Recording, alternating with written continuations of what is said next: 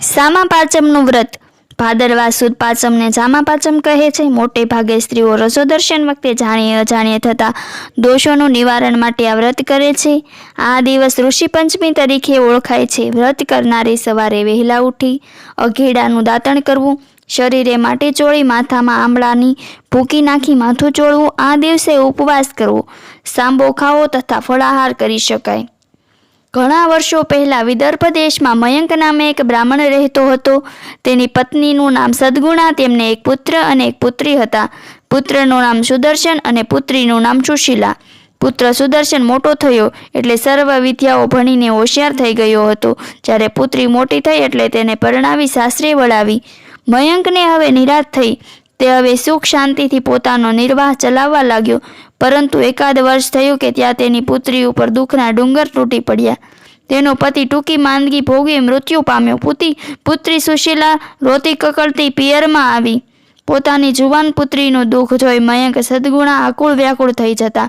પણ પ્રભુની ઈચ્છા આગળ કોનું ચાલે? તેમણે દીકરીને આશ્વાસન આપી ધર્મ ધ્યાનમાં મન લગાવવાનું કહ્યું. એક દિવસ મયંક પોતાના પુત્રને ઘરની બધી જવાબદારીઓ સોંપી દઈ પોતાની પત્ની અને પુત્રી સાથે ગંગા કાંઠે જઈ પાછલું જીવન જીવવાનું વિચાર્યું.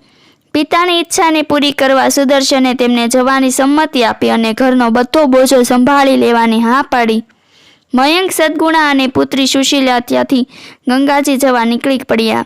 ગંગાના રમણીય તીરે આશ્રમ બાંધી ત્રણેય જણા રહેવા લાગ્યા. વિધવા પુત્રી માતા પિતાની સેવા ચાકરી કરી પ્રભુ ભક્તિમાં પોતાના દિવસો પસાર કરવા લાગી. મયંક પાસે દૂર દૂરથી કેટલાક શિષ્યો વિદ્યાભ્યાસ કરવા આવવા લાગ્યા. ઉનાળાનો સમય હતો. પુત્રી કામકાજથી પરવાર એક ઝાડ નીચે આરામ કરવા બેઠી કે થોડી વારમાં તો તે ઘસઘસાટ ઊંઘવા લાગી. તે ભર ઊંઘમાં હતી કે અચાનક તેના શરીરમાંથી પરુના રેલા નીકળવા લાગ્યા અને તેમાં અસંખ્ય કીડા ખદબદવા લાગ્યા. અચાનક એક શિષ્યની દ્રષ્ટિ તેના પર પડી. પોતાની ગુરુપુત્રીને આવી હાલતમાં જોઈ તેને કમકમાટી ઉપજી.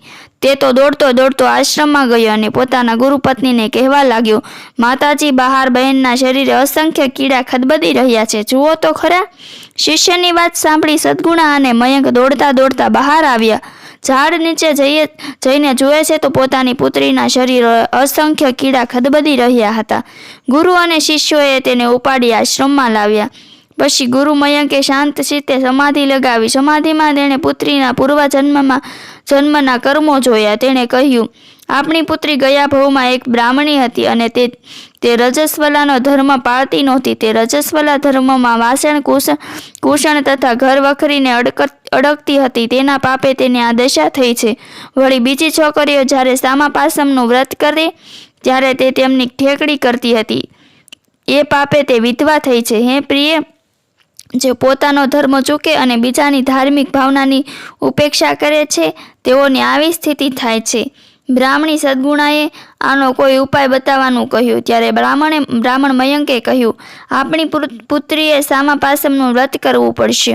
સુશીલાએ મનોમન વ્રત કરવાનો નિર્ણય કરી લીધો અને તે વ્રત કેવી રીતે કરાય તે બાબતે પિતાને પૂછતા પિતાએ કહ્યું, ભાદરવા સુદ પાંચમના દિવસે આ સામા પાંચમનું વ્રત કરાય. આ દિવસે સવારે વહેલા ઉઠી નાહી ધોઈ ઘીનો દીવો કરવો, દીવા આગળ ફળફળાદીનું નૈવેદ્ય ધરવું.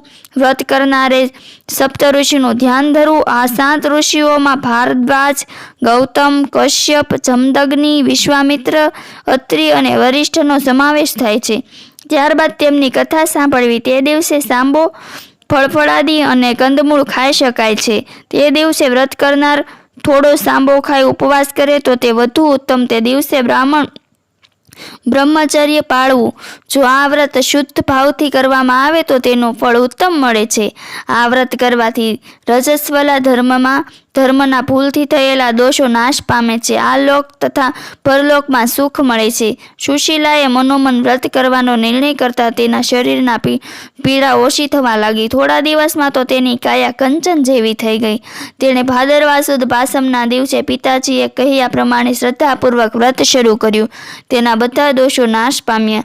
જે સ્ત્રીઓ સારા ભાવથી આ વ્રત કરે છે અને તે દિવસે ગુરુઓની પૂજા કરે છે, એમના અજાણ્યાપણે થયેલા દોષો બળીને ભસ્મ થઈ જાય છે. તેમને સુખ શાંતિ પ્રાપ્ત થાય છે. આવી જ કથાઓ વાર્તાઓ સાંભળવા માટે મારી ચેનલને લાઈક કરો, શેર કરો અને સબસ્ક્રાઈબ કરો. ફરી મળીશું આવી કથા વાર્તા સાથે.